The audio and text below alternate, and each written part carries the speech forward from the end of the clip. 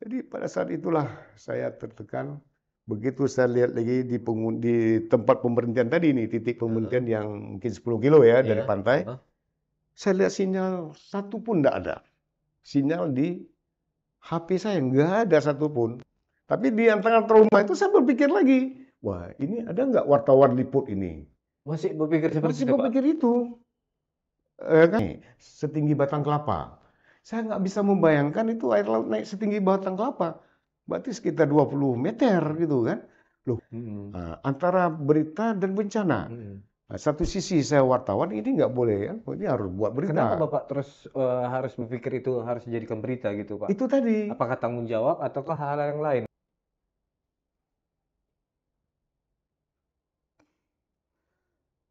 bagaimana keadaan di kampung.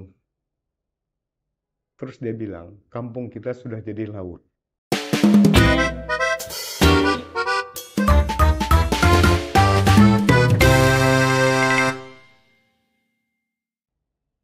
Assalamualaikum Pak Azari. Eh, Waalaikumsalam warahmatullahi wabarakatuh. Kebetulan semalam di tanggal 26 Desember 2024 itu 20 tahun tsunami Aceh, Pak. Sedikit Pak, kita ingin bertanya dengan Bapak. Kebetulan Bapak sebagai penyintas dari jurnalis Pak yang korban bencana tsunami. Boleh sedikit Bapak ceritakan terkait peristiwa yang Bapak alami tentang Bapak di jurnalis juga gitu Pak, sedikit. Ya, pada saat itu memang tidak ada yang tahu ya. Mhm, Kita pun ya kehidupan di Aceh, terutama di Banda Aceh itu normal-normal aja lah pagi-pagi. Sudah jadi kebiasaan itu di Aceh. Ya setelah sholat subuh berjamaah, kemudian banyak laki-laki itu berkumpul di warung mhm, sambil minum kopi, sambil bercerita. Dan juga sebagian itu pada hari itu kan hari Minggu. Hari Minggu pada kejadian itu ya ada juga orang-orang yang sedang olahraga mmm, di kebetulan rumah saya itu di pinggir jalan besar di pusat kota Banda Aceh di daerah Kampung Brawi namanya. pasti di depan pasar ya Pak? Nggak ada jauh, Mhm, cuman dekat dengan pedagang-pedagang lah di toko-toko. Jadi saat itu memang nggak ada sedikit pun tidak pernah terbayangkan apa yang terjadi itu enggak, karena mhm, kehidupannya normal. mhm, Orang-orang yang berlari-lari kecil, ada mmm, anak-anak yang tidak beralas kaki, ada yang mhm, beralas. Ya keluarga lah, itu lebih iya, banyak itu. Ya. mhm, Kita hanya melihat, kebetulan rumah saya itu di pinggir jalan besar, mhm, cuman saya duduk di teras rumah lah, gitu mhm, ya, berhadap ke jalan. Nggak terasa itu, terus kemudian anak saya ada, Fadil, itu mhm, pun juga belum bangun tidur. mhm, Hampir-hampir jam 8 lah gitu ya. Setelah itu baru dia bangun sekitar jam 8 mungkin ya, saya udah lupa jamnya berapa, ya berkisar segitulah. Terus dibawa sama istri saya, kemudian diserahkan ke saya. Lagi diserahkan, istri saya balik ke dalam rumah, terus mhm, kemudian buat kopi. mhm, buatkan Nah, kopi buat Bapak, kopi ya, bawang. Nah, jadi walaupun kalau orang Aceh itu gitu dah, iya, minum kopi di rumah, mhm, tapi belum lengkap sebelum lagi ke warung. oh Bisa gitu, harus minum kopi dulu di rumah ya air Pak kopi ya? di rumah dulu sebagai penghargaan Iya, kepada istri kan. Terus kemudian pada saat dia datang balik, Fadil tuh masih umur Fadil, anak pertama? anak pertama. Anak pertama Pak, Itu mhm, masih 2 tahun 2 itu, tahun ya? 2 tahun kan. Ya udah datang istri saya bawa air. Mhm, Lagi air diletakkan di teras tadi di semen, mhm, tiba-tiba gocang.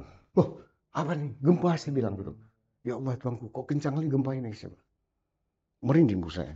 oh, Nggak pernah saya rasakan gempa itu. Terus kemudian setelah gempa disambung dengan gempa gempa gunung susulan Pak? berayun. Mmm, Sebuah orang berteriak. Anak-anak tadi yang girang di pinggir jalan, mhm, kemudian menangis.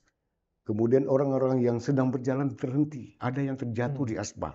mhm, Kami semua keluarga keluar ke halaman rumah. Menghindari ada tiang listrik pada saat itu. iya, Jadi,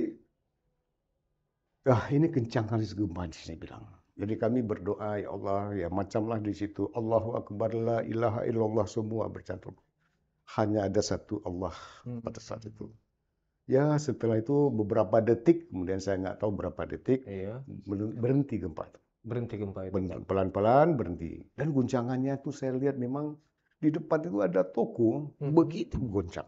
Waduh, waduh, waduh. Hmm. Terus di belakang itu rumah saya itu ada bangunan ruko Iya. juga, entah berapa 8 pintu lah kalau nggak salah. Itu masih belum di plaster, Hmm. sudah lantai 3, ambruk, Ambruk. Bro. Waduh, ini kencang sekali gempa ini. Dan tidak pernah kita bayangkan pertama. Hmm. Ya. Terus kemudian berhenti gempa. Hmm. Pertama itu. Udah berhenti gempa, saya ini kan jurnalis nih. Iya. Wah, saya pikir ini berita itu, ya kan? Tadi gempa sudah trauma, terus karena saya sebagai jurnalis, ya ini adalah berita. Yang terbayangkan itu di pikiran kita. Iya. Ya ini berita. Kemudian saya raih kamera di dalam rumah, saya motret. Sempatnya Bapak motret? Masih itu. Itu udah berhenti gempa pertama ya. Saya motret, kemudian di belakangnya rubuh tadi itu, yang rubuh tuh. Saya nggak tahu apakah ada korban jiwa itu, nggak tahu. Yang jelas deretan di belakang rumah saya itu rubuh tokonya. Saya foto, bla bla bla bla bla. Kemudian saya balik ke rumah, ya kan? Itu beberapa saat setelah gempa. Apa yang terjadi berikutnya? Saya bilang sama istri saya mungkin mau ngambil foto-foto atau ada info tadi saya dapat bahwa apa namanya Pantipira Mall yang terbesar di Aceh itu ambruk dan ada orang yang terjepit di bawah itu. Karena saya seorang jurnalis, ya udah. Lagi saya engkol Mega Pro, engkol kereta kan. Kamera saya pegang, kamera pocket itu masih. Kemudian begitu saya engkol gempa yang kedua kali. Itu masih di perjalanan, Pak? Belum, masih engkol kereta tadi. Kereta.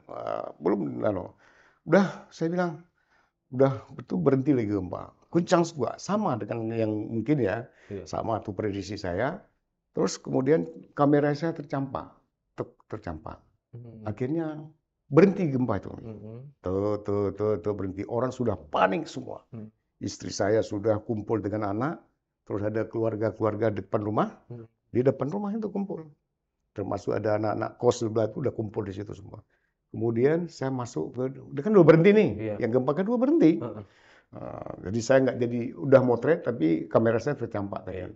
Akhirnya saya masuk ke dalam. Saya masih teringat. Inilah kadang-kadang kita wartawan ya, ada lupa makan sampai dengan semuanya lupa demi untuk berita. Karena saya memang pada saat itu sudah 5 tahun lah saya jadi jurnalis di Antara ya. Di Antara ya, Pak. Kemudian saya masuk ke rumah. Saya ingat ini harus ditelepon. Saya telepon ke Jakarta. Nah, kan kantor pusat Jakarta di redaksi sana. Saya ambil almanak atau kalender, saya cari nomor telepon. Itu gempa kedua udah berhenti pelan-pelan. Istri dan keluarga istri di mana, Pak? Di depan, di rumah. Di halaman ya, Pak? Di halaman ya. Terus saya telepon, saya tekan nomor extension ke redaksi. Pada saat itu di Jakarta. Berarti, maaf saya potong Pak. Berarti Bapak masuk ke rumah hanya mencari nomor telepon. Iya. Dalam keadaan setelah gempa selesai yang dahsyat itu, Pak. Iya, gempa kedua tadi. Iya. Oke, saya lagi saya telepon. Dapatlah yang sambut di Jakarta itu redaksi piket namanya. Redaktur piket. Namanya itu Pak Atman Ahdiat. Gitu. Masih saya ingat beliau. Saya telepon, saya bilang, Pak, saya dari Aceh, Azhari, koresponden di Aceh. Oh ya, kenapa? Kami dialog. Ini saya mau laporkan ada gempa. Karena di antara itu ada namanya berita flash, berita cepat. Nah, saya telepon ke beliau, saya ceritakan kronologis, sampai beliau tanya, berapa skala? Wah, skala belum dapat saya bilang, ini dalam peran gempa. Saya bilang kan. Saya cerita, belum berapa menit saya telepon beliau, belum habis ceritanya, gempa lagi, yang ketiga. Gempa susulan ketiga. Kalau nggak salah itu ketiga tuh gempanya. Lebih besar atau? Sama. Dengan kekuatan mungkin sama. Oh ya, istri saya kan di depan rumah tadi. Saya lagi nelpon. Istri saya menjadi, Bang, itu rumah mau rubuh, keluar. Baru saya sadar bahwa saya dalam keadaan terancam. Ya kan? Terus saya bilang, ini saya lagi gempa lagi, saya bilang. Oh ya, saya campakkan nomor telepon. Pesawat telepon ke situ. Terus saya keluar 3-3 berhenti pulang. Berhenti lagi gempa. Hmm. Udah berhenti gempa, kami saling merangkul, saya terjatuh, saya bangun lagi, Hmm. merangkul, ya udah mungkin tidak ada lagi dunia ini. Udah Hanya sampai berpikir berpikir seperti itu ya, Pak? seperti itu, karena memang nggak pernah terjadi. Hmm. Kemudian udah berhenti lagi gempa. Pelan-pelan masih kan. Saya lihat kan tidak jauh di depan itu kan jalan besar tadi. Iya. Saya lihat ada polisi. Kebetulan rumah saya itu dengan pos Polres dulu itu ada pos polisi. Nggak berapa jauh ya, Pak? Itu sekitar 200 meter lah. Hmm. Nah, 200 meter. Saya lari-lari dengan senjata. Satu kelompok mereka. Saya pikir ada apa? Saya hanya berpikir bahwa ini kan Aceh konflik pada saat itu. Sedang tinggi-tingginya eskalasi. Saya berpikir, ada apa nih? Saya tanya, nggak tahu saya sama sahabat-sahabatnya. Ada apa lari? Saya bilang, air laut naik. Wah, air laut naik. Begitu saya lihat, memang ada keanehan itu. Di depan Polres itu, agak jalannya itu kan lepas pandang mata kita. Agak berbeda lah dengan biasa ya, Pak Agak ya? biasa kok ada seng-seng, kok ada mobil tuh kayak di atas jalan gitu. Oh. Wah, betul-betul. Tanpa bercerita panjang lebar, saya turun ke rumah, ke halaman tadi, saya tarik anak dan istri, ada di ipar satu lagi. Naik, naik, naik, naik, saya bilang. Naik, naik, naik, saya bilang. Berarti ada 4 orang Bapak? Ada 4 di dalam mobil. Kemudian langsung bawa mobil, waktu itu mobil saya itu mobil sedan, mobil Sabang, terus saya mau lari keluar. Karena orang-orang udah pada lari di belakang. Berarti Saya nggak lihat. sempat lagi menyelamatkan Nggak Bapak? ada. Ada yang ada di badan saja yang... Pokoknya kondisi saya itu pakai baju singlet, kemudian celana pendek, tanpa dompet apa. Dan tidak kunci lagi rumah, nggak mikir lagi Nggak rumah. ada lagi mikir Pak ya? Pokoknya lari kita. Lari. Kemudian saya bawa mobil, 200 meter dari rumah tadi saya lari, ada jembatan, namanya Jembatan Simpang Surabaya. Berhenti saya di ujung jembatan. Begitu berhenti di ujung jembatan, saya lihat ke kiri. Rupanya itu yang dibilang air laut. Air sungai itu sudah naik. Sudah naik, udah kena jembatan, jembatan itu. Terus di tanggulnya itu sudah hampir sejajar tanggul. Ini berarti kan namanya air laut naik, kan naik lagi deh ya. Iya. Akhirnya itu masih nggak ada orang di depan jembatan, cuma mobil saya. Ketika itu saya berpikir, saya mau ambil arah ke kiri. Tapi begitu saya mau mundur, saya lihat di belakang sudah ramai. Sudah ramai ya Pak ya? Kalau saya mundur pasti saya ditabrak. Itu yang saya pikir, karena ada truk-truk saya lihat gitu. Kemudian saya bilang sama istri, tutup kaca, kamu jangan lihat ke kiri. Saya bilang, kenapa? Saya khawatir.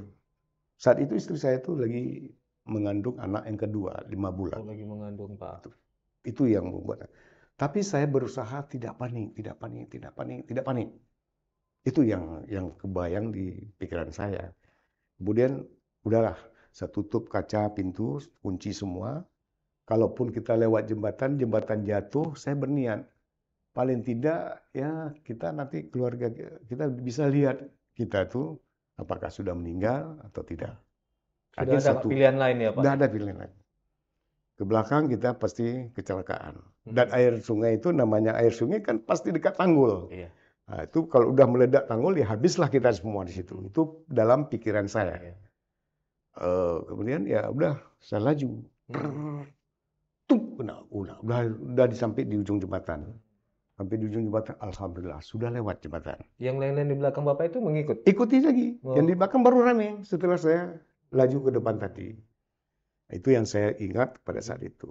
Jadi memang luar biasa tsunami pada saat itu. Dan saya tidak pernah membayangkan keluarga saya, bapak, ibu saya itu di kampung. Kampung kami memang dari rumah saya ya. Dari ke orang tua? Jauh gitu Pak? Jauh, sekitar 5 kilo lah, atau 6 kilo lah gitu lah. Kampung orang tua saya itu namanya Desa Lampu Daya. Itu 2 kilo dari laut. Nah, saya pikir tidak apa-apa sih lah. Cuma air laut mungkin yang naik hanya di Banda Aceh, kan? Di kota, di pusat kota gitu. Nggak bayangkan itu.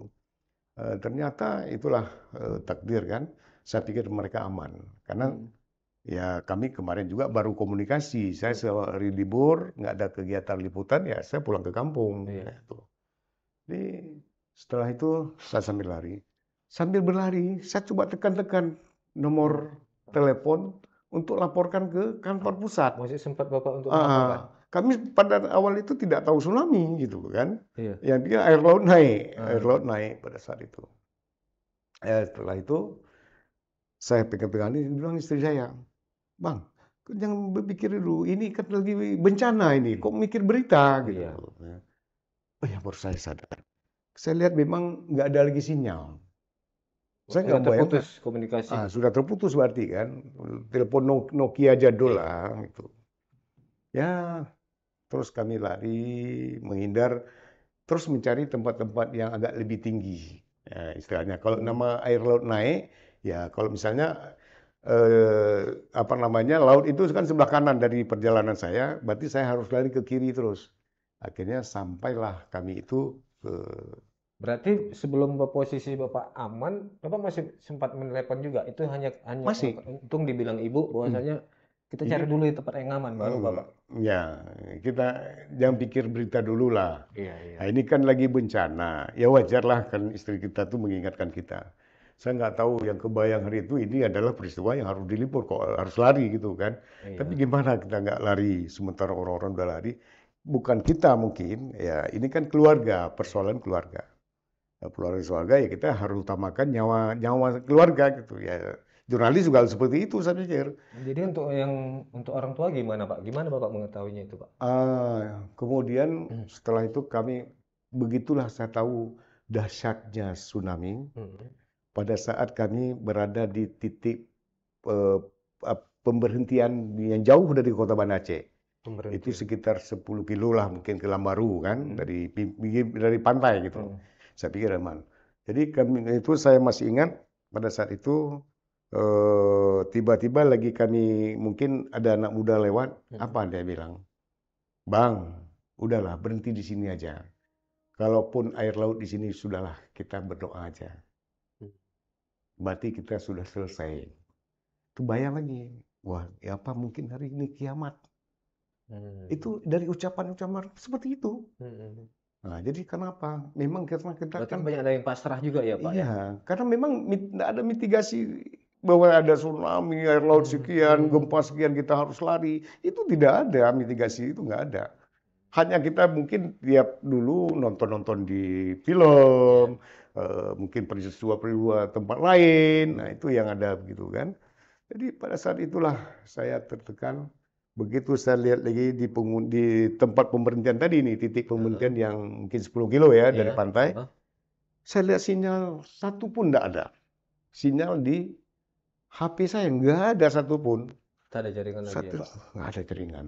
Saya mau telepon ke rumah, ke Hmm. mama, ke bapak, nggak tahu lagi. Hmm. Tapi saya yakin bahwa di sana nggak ada apa-apa. Hanya kejadian itu di Banda Aceh, di Hmm. kota. Ya kan? Walaupun di sana pikir karena nggak tahu kita Iya. itu tsunami itu kemarau. Kemudian ya udah, saya duduk kayak orang bengong. Hmm. Terus ada orang-orang situ, nggak ada terasa lapar lagi kan? Sudah Hmm. trauma lah gitu Iya. kan. Tapi di antara trauma itu saya berpikir lagi, wah ini ada nggak wartawan liput ini? Masih berpikir seperti Masih itu Pak? berpikir itu, ya kan? Hmm. Saya bilang tadi, jangan panik, jangan panik. Terus ini peristiwanya besar kali. Hmm. Karena apa? Di lalu lintas mau ke Lambaru itu orang lewat aja semua. So dari arah pantai, dari arah Ketapang. Jalan terus orang, jalan terus. Ada yang jalan kaki, bawa tas, yang Hmm. bawa kasur, bawa tilam. Nggak ada yang saling sapa. Hmm. Nggak ada di antara kami. Hanya saling memandang. Mungkin pada saat itu ya betul-betul memikirkan nasib kita sendiri. Udah saya duduk saya di pinggir jalan. Macam pengemis lah gitu udah kan. Saya nggak tahu mau bilang apa lagi. Lutut ini juga nggak sanggup lagi. Kenapa? Saya lihat itu tadi orang yang terus datang yang naik Honda rame-rame dari arah Saling tidak peduli lah nggak ya sanggup Pak, peduli. menyelamatkan Nah, masing-masing sendiri ya. tiba-tiba pas saya lagi duduk itu, saya tanya, Hmm. oh saya lihat ada Vespa lewat. Hmm. Itu kalau nggak salah ponaan saya. Dalam hati saya bergumam gitu. Hmm. Saya panggil, saya coba panggil. Kim, saya panggil. Namanya Mustaqim. Panggilnya Mustaqim. Hakim. Dia noleh ke belakang. Hmm. Dia kan udah lewat saya tuh. Iya. Saya nggak bisa berdiri lagi. Hmm. Udah lutut nih. Karena melihat, habis itu ada cerita-cerita Iya. orang yang lari tadi. Iya. Air laut naik. Air laut naik. Setinggi batang kelapa. Saya nggak bisa membayangkan itu air laut naik setinggi batang kelapa. Berarti sekitar 20 meter gitu kan. Loh, ini kan berita. Kok ada Masih nggak berpikir mungkin berita wartawan terus Pak masih ya. memikir, kayak mana saya mau laporkan, sinyal nggak ada. Hmm. Antara berita dan bencana. Hmm. Nah, satu sisi saya wartawan, ini nggak boleh ya, ini harus buat Kenapa berita. Bapak terus harus berpikir itu harus dijadikan berita gitu, Pak? Itu tadi, Apakah tanggung jawab ataukah hal-hal yang lain gitu, enggak, Pak? saya berpikir gini, kita sebagai jurnalis ya, Ah, yang sudah terdidik sebagai jurnalis, apapun peristiwa itu kan sebuah informasi yang mungkin terjadi di tempat kita, orang lain perlu tahu. hmm, Nah, bahwa di Aceh ada gempa, ada inilah air laut naik, orang hmm, panik gitu loh kan. Udah, itu yang mendorong saya itu adalah sebuah berita. Tapi hmm, kan tidak berdaya saya, hmm. nggak ada, udah saya ingin tinggal dulu.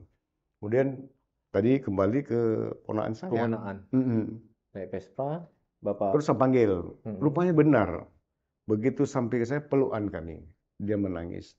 Saya ini kenapa menangis? Nah, hmm, saya bilang gitu. Gimana kakek dan nenekmu? Apa jawabannya? hmm. Jangan tanya kakek dan nenek lagi. Bapak saya dan mama saya juga nggak tahu nasibnya kayak mana.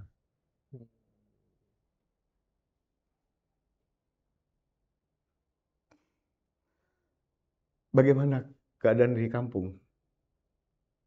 Terus dia bilang, kampung kita sudah jadi laut. Subhanallah, nggak pernah saya bayangkan bahwa ini adalah peristiwa yang sangat besar. Kemudian, ya sudahlah, mungkin saya jadi orang tua di situ nanti. Kalau gitu, coba kamu ngecek di kampung bagaimana situasi. Istri saya di mobil terus, stres, nggak ngomong apa-apa.